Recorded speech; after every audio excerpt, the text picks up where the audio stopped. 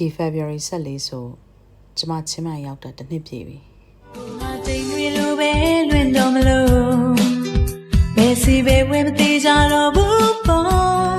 မင်္ဂလာပါကျမ No ပါဒီ episode က Breakfast with No Season 1ရဲ့ပထမဆုံး episode ဖြစ်တဲ့ Reborn ဖြစ်ပါတယ်လွန်ခဲ့တဲ့တစ်နှစ်တိတိဒီလိုနေ့မှာကျမချင်းမိုင်ကိုရောက်လာခဲ့တယ်ပေါ့နော်ခရီးဆောင်အိတ်အကြီးနှလုံးရယ်လက်ဆွဲအိတ်လေးတစ်လုံးရယ်နဲ့နှစ်ကျော်သမီးလေးတစ်ယောက်ကိုလက်ဆွဲပြီးတော့ကျမချင်းမိုင်ကိုညဘက်ကြီးရောက်လာခဲ့တာနောက်နေ့မနက်အိပ်ရာနိုးတော့ကျမတခြားကဘာတစ်ခုထဲမှာနိုးထလာသလိုခံစားရတယ်အိမ်မက်မက်နေသလိုအဲ့လိုပဲဝေဝါပေါ့နော်အာနာယူစစ်ဘလူးတွေမြူးတဲ့အရက်ကရောက်လာခဲ့တဲ့ကျမအတွက်တော့တောင်တွေပတ်လေးနဲ့တိတ်ဆိတ်ငြိမ်သက်နေတဲ့ချင်းမိုင်ကတအားအေးချမ်းနေလို့ခံစားရတယ်ကောင်းဟွန်းတဲ့မီးစက်တဲ့လော့စပီကာအသံဈေးတွေအော်တဲ့အသံအဲ့ဒါတွေဘာမှမရှိဘူးအဲ့ဒီအပြင်မှာဒီကလူတွေကလေစကားပြောရင်ဖြည်းဖြည်းလေးနဲ့တိုးတိုးလေးပြောကြတယ်ဆိုတော့ကျမအတွက်ဒီစိတ်ငြိမ်နေတဲ့ဟာအရန်သိတာလုံးနေပေါ့နော်အဲ့လိုစိတ်ငြိမ်မှုကြောင့်ပဲချိန်လုံးဆူညံနေခဲ့တဲ့ကျမရဲ့စိတ်တွေကပြန်ပြီးတော့ငြိမ်သက်စပြုတ်လာတယ်လို့ပဲဆိုရမယ်ချင်းမိုင်မှာလောကကြီးကပိုလင်းနေလို့ခံစားရတယ်ပိုလင်းနေဆိုတာထက်ပိုရှင်းလင်းနေလို့ပြောရင်ပိုမှန်မယ်ထင်တယ်နော်အရာရာကိုရှင်းရှင်းလင်းလင်းမြင်နေရတာမျိုး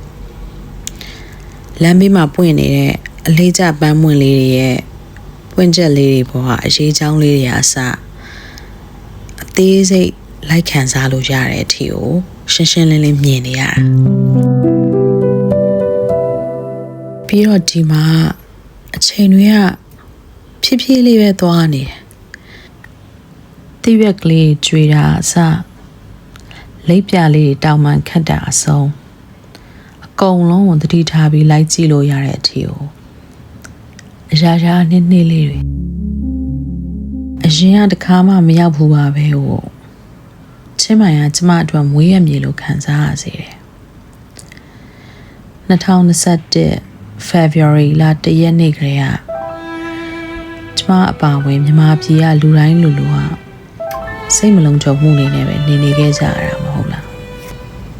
ချင်းမိုင်ကိုရောက်တော့ကျမရဲ့မသိစိတ်ထဲမှာစိတ်လုံးချုံမှုရှိရလို့မှတ်ယူသွားတယ်နဲ့တူပါတယ်တကယ်တော့လေဒီကိုထွက်လာတာကျမအတွက်အရန်လွယ်ကူမနေခဲ့ဘူးကျမရဲ့ကလေးဘဝဆယ်ကျော်သက်ဘဝနဲ့ကျမကိုယ်တိုင်တည်ဆောက်ထားခဲ့တဲ့ကျမရဲ့ကိုယ်ပိုင်ဘဝလေးပေါ့နော်စားရအမှတ်ရစရာတွေအမှတ်တရတွေတတိယစရာတွေအစစရရအားလုံးကိုအကုန်ပြစ်ချပြီးမှထွက်လာခဲ့ရတာထွက်လာပြီးနောက်ပိုင်းဒီမှာဘာတွေဆက်ဖြစ်မယ်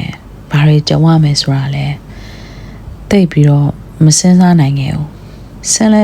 မစင်စားနိုင်တော့သလိုစဉ်းစားဖို့အင်အားလည်းကျမမှမရှိခဲ့ဘူးဒီတိုင်းပဲဒီလိုပဲဖြစ်ချင်တာဖြစ်ဆိုပြီးထွက်လာခဲ့လိုက်သလိုဖြစ်သွားတာပေါ့နော်တော်သေးတယ်ချင်းမိုင်ကကျမအတွက်ပျော်သွားလို့ဟုတ်တယ်ကျမချင်းမိုင်မှာပျော်တယ်၄နှစ်ကျော်လောက်ပျောက်ဆုံးနေခဲ့တဲ့ပျော်ရွှင်မှုဆိုတာကိုကျမချင်းမိုင်မှာပြန်ခံစားရတယ်ရှည်တင်စရာမလိုပဲနဲ့ပုံမှန်ဖွင့်ရင်ရေးလာတယ်မိခလုတ်ဖွင့်နိုင်မိလင်းနေကျမသမီးအတွက်ဒိုင်ဘာတို့နွားနို့တို့တီးနှံတို့ဆိုတာအချိန်မရွေးနေရမရွေးဝယ်ခြင်းတဲ့ချိန်ဝယ်လို့ရတယ်ဆိုတဲ့စိတ်နဲ့တယ်ကျမအတွက်ကတော်တော်ပြောနေရပြီလေဒီရောက်တော့မှကျမဟင်းတွေပြန်ချက်ဖြစ်တယ်အာဟာရတန်ဖိုးမျှတတဲ့အစားအသောက်တွေကိုအရသာရှိချက်ပြီးတည်တည်ချာချာလေးပြင်ဆင်စားဖြစ်တယ်ဒီလဘာဖြစ်တဲ့ကျမအဖန်ရည်နဲ့လက်ဖက်ရည်တွေအများကြီးတောက်ဖြစ်တယ်ပြီးတော့ cold brew tea တွေပါနှစ်တောက်ဖြစ်တာပြင်းထန်မဟုတ်ပေမဲ့ယောဂပုံမှန်လုပ်ဖြစ်တယ်လမ်းတွေအများကြီးရှောက်ဖြစ်တယ်ကျမသမီးနဲ့လည်း quality တိုင်းတွေပိုရလာတယ်ဘာ skin care မှမလုပ်ပဲဝတ်ချန်တွေမပေါက်တော့ဘူးမျက်နှာလေးလည်းပိုကြည်လာတယ်လို့မြင်တယ်အရင်ဆိုရင်လေတစ်လောက်တစ်ခါတလေကြာလဲ2ခေါက်လောက်ကျမမူးပြီးတော့လေအဲ့ရတဲ့လဲသွားတဲ့အခြေအနေရှိခဲ့တယ်ဒီရောက်တော့ကျမအဲ့လိုတွေမဖြစ်တော့ဘူးခြုံပြောရလို့ရှိရင်တော့အရင်ကပုံစံအတိုင်းတစ်ထက်တည်းမဟုတ်တော့ပေမဲ့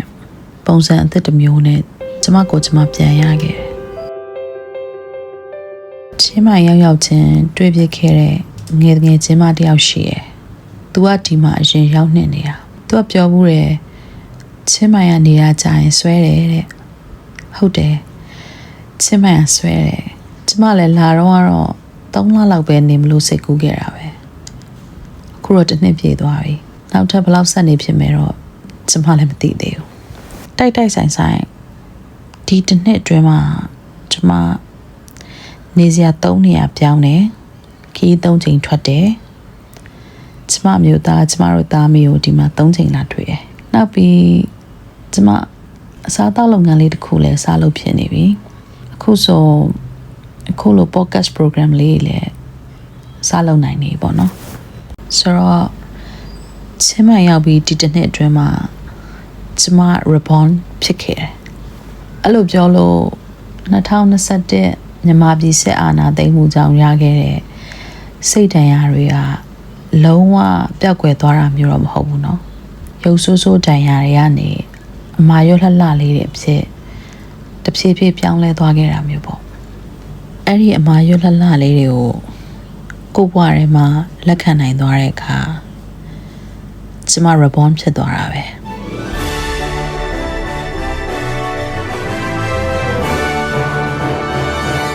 ဒီနေရာမှာဖြည့်ဆွတ်ပြောချင်တာကလေအဲ့ဒီအမာရွတ်လှလှလေးကိုမြင်တိုင်းတစ်ချိန်ကနာကျင်ခဲ့ရမှုတွေကိုကျမအမြဲအမှတ်ရတယ်ဘယ်တော့မှလည်းမေ့မှာမဟုတ်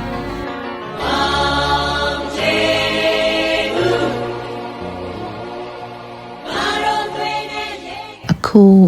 ဒီ podcast လေးကိုနားထောင်နေတဲ့သူတွေထဲမှာလည်း2021မြန်မာပြည်စစ်အာဏာသိမ်းမှုကြောင့်ကျမလိုပဲစိတ်ဒဏ်ရာတွေပြပွားနဲ့စိတ်ကျန်းမာရေးချို့ယွင်းခဲ့ရသူတွေဒါမှမဟုတ်အကြောင်းမျိုးကြောင့်အရာရာကိုအစပြန်စဖို့အခြေအနေနဲ့ကြုံနေရတဲ့သူတွေရှိကောင်းရှိနိုင်ပါတယ်ဘဝမှာအရာရာကိုဖြစ်ချင်တယ်လို့ဖြစ်မလာပဲနဲ့လမ်းပြောက်တာမျိုးတွေကြုံရတဲ့အခါကိုပြန်ရှာတာကနေစလိုက်တာပိုကောင်းပါတယ်လို့ပြောရင်ဒီ episode လေးကိုအဆုံးသတ်ပါရစေကျမနိုးပါနောက်ထပ် episode တွေမှာပြန်ဆောင်နိုင်ဖို့မျှော်လင့်ပါတယ်မနေ့ကနဲ့မတူမနေ့ကလည်းမပူတော့ဘူးအားတဲ့ in the way ဆောင်ခြင်းပေးခဲ့လို့ငါဒီအချစ်အတွက်တော့အမွေးဖွားခဲ့